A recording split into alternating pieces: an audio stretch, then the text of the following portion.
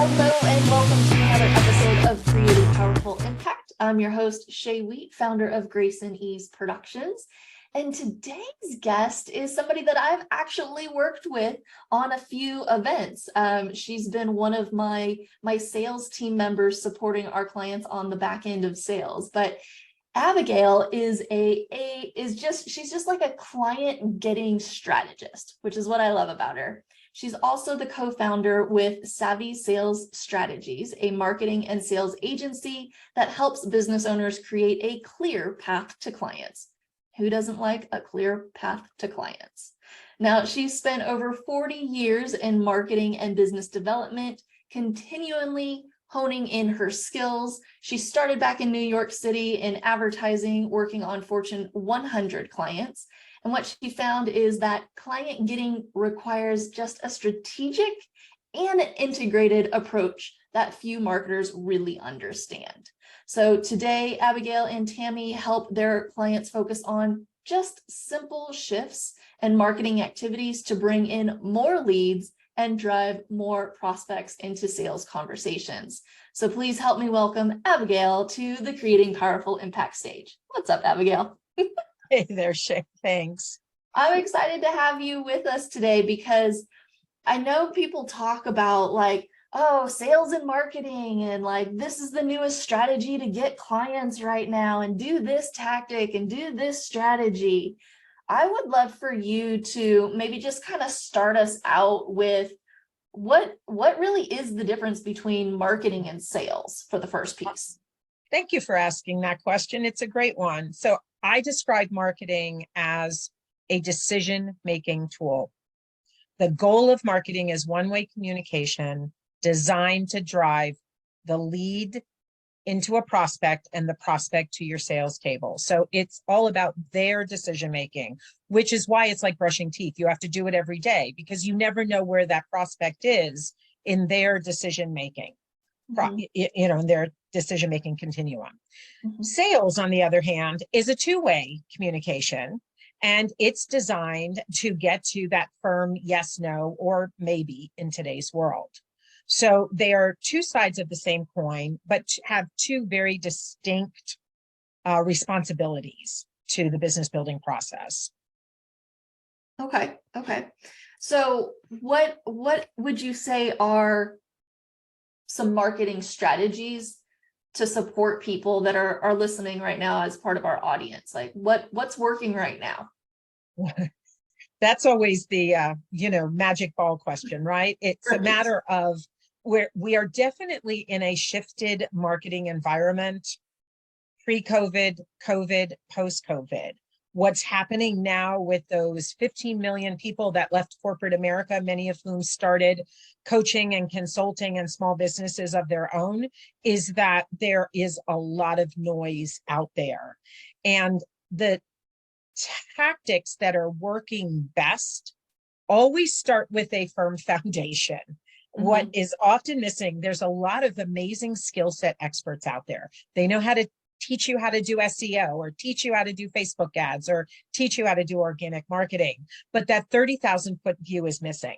And so without that strategy, right, that big picture, those foundational elements are often skipped.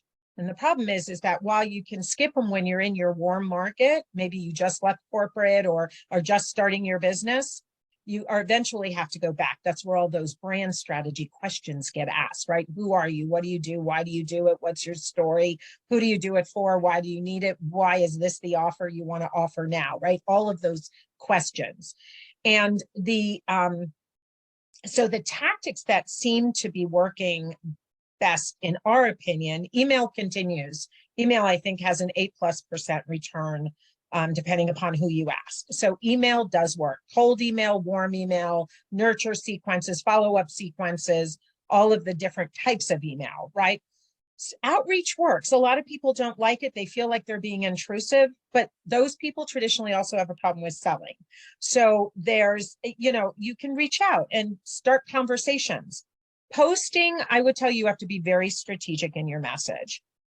The thing that is working is redundancy, is repetition. The more in sync your message is, the more specific your problem solution scenario is. And the more repetitive you can be so that everything looks aligned, that's a good first start. Yeah, I like where you're going with this. Especially not taking a look at the 30,000 foot view is something that I see pop up all the time. It's like, oh, I'm just going to do this. And it's like, well, how does that actually fit into your business plan? Right. I'm just going to throw, from my perspective, I'm just going to throw this event into my marketing as part of my marketing strategy. And it's like, well, why are you even doing that event? That doesn't support you and where you're wanting to take people. Right. So you need to look at it from an organic, high level, and then put the strategic pieces in to support what it is you're moving people towards. Exactly. And people talk about forward building and reverse engineering. And really where we go is after you know who you are, what you do, who you serve, and all that, the next thing you're creating is that offer, right? That signature, juicy offer, the one that you really want to be able to sell. And we are also not fans of the ascension model, like start at a $7 product and then offer a 50,000. We don't believe in that. We want you to come in. If you're an expert, if you're a true expert, right, you have all of those 10,000 hours. If you've been doing this for a while, you may now be a new business owner, but you know your skill. Is we want you to come in with a signature offer. And then we want to suggest that you have an upsell, which basically adds more to the signature offer, and a downsell, which takes away from that signature offer, or an accelerator or kickstart, something that takes a piece of the signature offer out so you can offer it at a lower level and then have people transition in. Because then you're really focused on one offer. So it becomes a lot easier in your messaging and in your audience to be able to get them really tuned in on, oh, Abigail's the daughter of a madman. Abigail's the go-to expert to stop premature selling, right? Those are words I use all the time. I am the daughter of a madman. My father was 1960s BBD&O, New York City advertising. That's what I grew up in. My mother ran a marketing business from the home from the time I was 6 years old on. I also, I always start my 30-second commercial, right? When I, meet somebody in a networking thing is a man walks into a bar, goes up to a girl and says, you want to go back to my place? And then I go, I'm Abigail Tiefenthaler. I stop premature selling. So what I do is I really allow the business owner to understand that not all marketing is created equal. That you have lead generation, right? That's the stuff that brings people into your world. But now you've got to build that authority, know, like, and trust. And that happens through a series of other types of marketing tactics. And then you have different things which become conversion events, right? You're excellent at conversion events, doing those summits and doing those, live and virtual events. So that's the progression. So you wouldn't necessarily bring somebody in to a paid event through Facebook ads, but you might bring them into a freebie, like an opt-in, like a checklist, to build your email or build a Facebook group or build, somewhere where you're going to communicate with them. Okay. So you're saying premature selling, your terminology for that is going, hi, nice to meet you. Let's get married. Right? Exactly. Like, where's the flowers? We're going straight in for, like, come on, let's get married kind of a thing. And you're like, whoa, let's slow your roll a bit.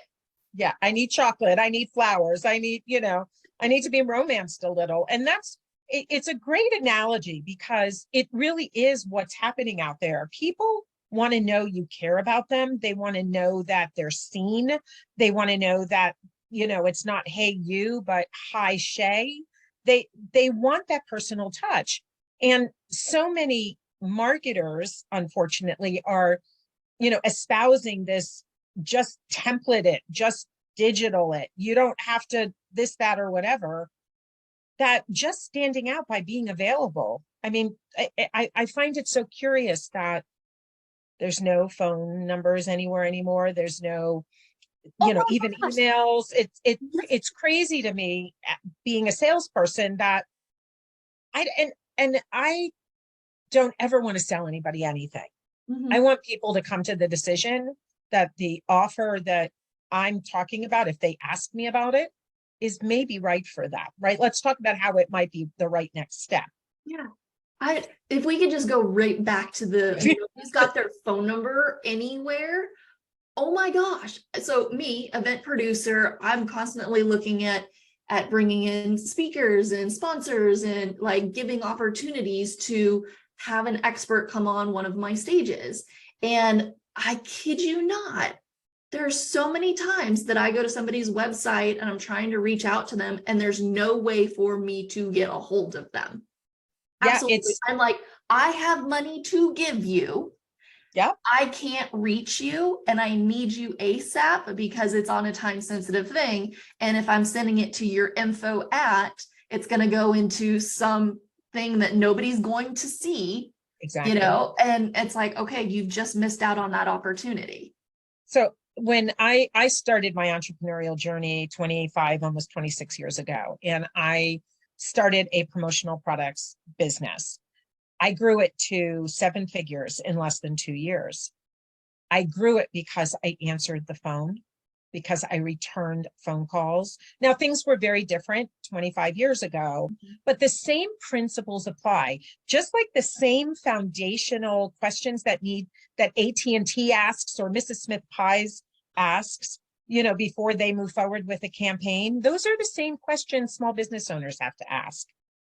So that those foundational elements and the ability to be reached, who are you going to pick as your speaker? You're going to pick the person that you can reach. That I can get a hold of. Yeah, it's so crazy. It's shocking to me. It's absolutely shocking to me. I think I went on a rant on that in social media somewhere. I was like, I can't get a hold of you. I can't give you business. Exactly. And yet,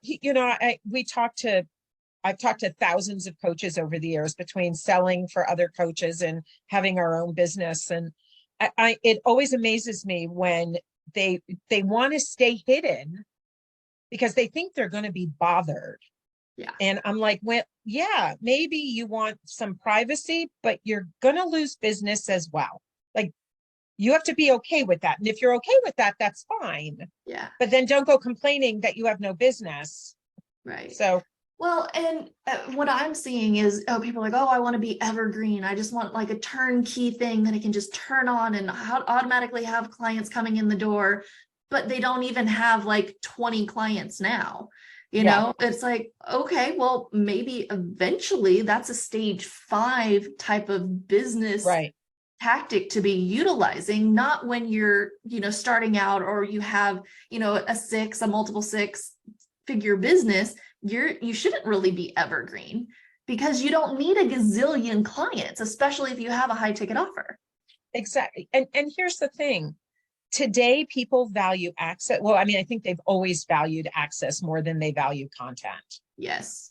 And, when you're looking at a program, and it's one of the reasons why we've never sold programs, we've always sold services. And it's always been one-on-one, although we're transitioning into small group cohorts, you still have one-on-one access. You still can have a Zoom call or a telephone call. It's not, well, you can reach me on Slack or whatnot. I mean, to me, access is integral to the marketing conversation because things change quickly. Number one. Number two, for most business owners, especially women, there's a fear factor in putting themselves out there. Now, maybe not the 30 and under crowd, but the women most of the women that we deal with are 40 plus, 45 plus, and they're, like tiptoeing out there, then they want a 7-figure business. So there's a little bit of we can work through this with you if you're willing to do the work. So yeah, I agree with you. It's a tough market right now because there's a lot of confusion. And I think there's also a lot of, in an effort to stop the fear around selling or, that process, there's the illusion that you can do these things without doing them. Right. Yeah. Right. But I mean, sales is really, it's service. And in order to be in service, you have to be in communication. In order to be in communication, you have to get to know, and trust somebody, right? Exactly. It's a process. And yeah, so maybe talk a little bit about what would make sense, or how can people shorten, because everybody wants to kind of shorten that a little bit. Is there any way to shorten building that authority, that know, like, and trust, and having those 11 hours of communication touches, but like condensing it, or having multiple ways that you're engaging with the audience? Being very, very specific in your message, being very, very consistent in your marketing, and being willing to be out there. So, and one of the reasons why we were doing done for you services and we're now doing done with you services is because some of the clients we were working with really were afraid of being out there. We would say, it's going to help if you're trying to build a Facebook group. It's going to help if you're going in there and doing lives. You just can't post a cat meme or, some inspirational quote. You've got to be able to, people Show want up. to, they want to see what you look like, what you talk like, how you respond to things. I mean, we've even told our clients, we don't want you doing, like, don't go record a Zoom and put it up there. Do a live. And there's no, that you can't replace that live energy that you feel. Yeah, I was talking to somebody who's got a young son, and watching him go to a birthday party. And in the birthday party, they're like 5, 6, 7 year old kids, right? And they just go up and be like, "Hi, my name's so and so. You want to go play?"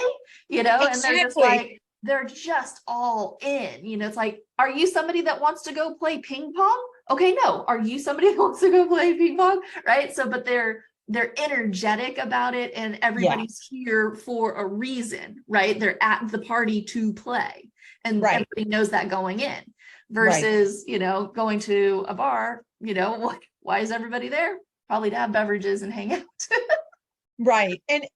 And part of it is, you talked about serving as a part of the sales process.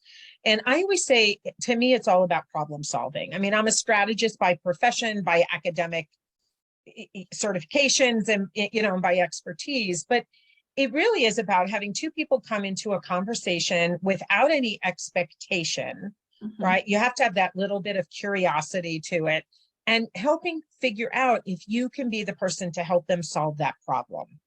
Because they wouldn't be talking to you if they didn't have a problem. Right. The question is, how ready are they to admit it, recognize it, and want to take care of it?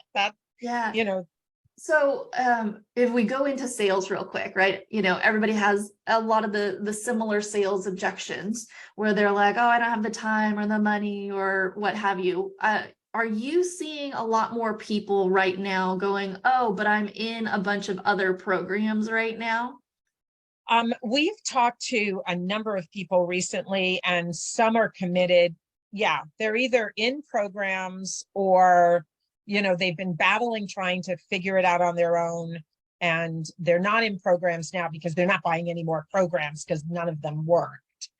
And so the first thing we want to do is, remind them that they probably bought out of order. Yeah. Right. Yeah, a lot. That's the biggest. Out of order. Yeah. And it's not the coach's fault. It's not the salesperson's fault. It's not even their fault. It's, again, without that 30,000-foot view, it's really hard to identify where the desert is and where the water is, right? Where are your gaps and weaknesses, and where do you need to shore up things? So that's the first thing. I mean, the one thing that I will tell you that I've noticed over the last 6 to 8 months is less one call closes and more multi-call closes. Is the process has definitely elongated, protracted, I should say.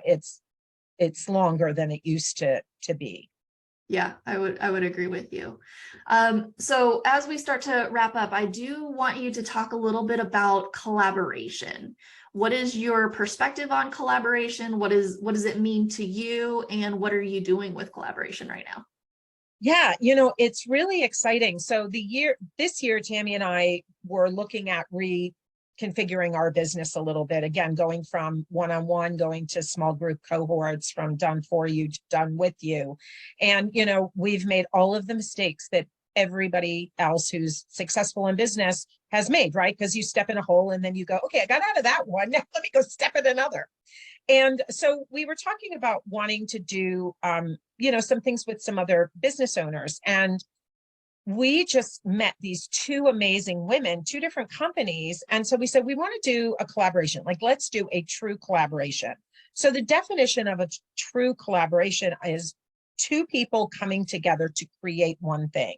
So it's different than a JV referral, email swap, whatever, all of the other things that are out there and different ways of working with people. But skin in the game, number one, risk rewards are shared. Expenses are shared. We get to decide tough questions like, if we're going to create a logo, who owns the logo? Who owns the content? Who's taking money? All of those things. And one of the collaborations was really nice and sweet. We had a great time, but didn't really yield anything. And the other just felt like a third member of our team. And we have created something that's called the Collaborators Collective that came out of it, where we're teaching other women business owners primarily, but we'll have one for men as well, that to help them figure out how to do a collaboration. Because again, it's not, Tammy and I are 5-year business partners, and we stepped right into partnership. A lot of people don't have successful partnerships. We've been really blessed. And that does not mean we don't have our issues. We certainly do. We have very different styles. She's the anchor, I'm the kite. There's a lot of things about our relationships that, we have to work through every day, because it's just like a marriage. But if you don't really want to jump into a partnership right away, collaboration is a great way to test the waters with another person that you might want to be in business with. So that's our definition of it. Got it. Okay, beautiful. All right, so you've shared a number of different things with us today. If the audience is interested in a couple of different pieces of, done with you support, collaboration support, maybe coming in and supporting as a sales team member, for an event, what is the best way for them to stay in touch with you? And do you happen to have a gift for our audience today? I do have a gift. And it's called the Collaborators Checklist. So one of the things, it's a real simple, if you were interested in doing a collaboration, could start looking, do you have this in place even before you start looking for a potential collaborator? Here's the good news about the name Abigail Tiefenthaler. So far, I have not met anybody else on any social media platform that has that name. And I am real easy, because I actually include my email and my phone number on my Facebook, on my LinkedIn, and those are pretty much the channels I'm on. I think I have a YouTube channel, but I haven't used it recently. I have an Instagram, which I keep on swearing I'm going to get more familiar with, but LinkedIn and Facebook are good places to find me. Beautiful. Okay, so we'll have the link to the checklist in the show notes so that you can pick that up and definitely stay in touch with Abigail. Now, before I let you go, my last question for you. What is a takeaway or memorable note that you would like to leave our audience with today? Don't premature sell. So short, sweet, to the point. I love it. Please, please, please, because you're going to leave money on the table. Yeah, I agree. Well, thank you, Abigail, for being with us. And I also want to thank our audience for joining us on another episode of Creating Powerful Impact. I'm excited for you to take all the lessons and the resources that you've learned here today, actually implement them so that you can create even more impact in your world. Until next time, have an outstanding rest of your day. Take care. Thank you so much for listening to the Creating Powerful Impact podcast. If you are a successful coach, speaker, author, or thought leader who would like to be on this program, simply visit creatingpowerfulimpact.com/guest. If you are someone who got something out of this interview, would you please do me a favor and share this episode on social media? Just do a quick screenshot with your phone and text it to a friend or post it on your socials. Also, if you know somebody that would be a great guest, tag them on social media to let them know about the show and include the hashtag creating powerful impact. I love seeing all of your posts and great guest selections. We are regularly putting out new episodes and content. To make sure you don't miss any episodes, go ahead and subscribe. Your thumbs up, ratings, and reviews go a long way to help promote the show, and they really mean a lot to me and my team. Want to know more about us? Head on over to our website, graceandeaseproductions.com, or follow me on LinkedIn, Facebook, or Instagram. Just look for Grace and Ease Productions on your favorite platform. Thanks for listening. We'll see you next time.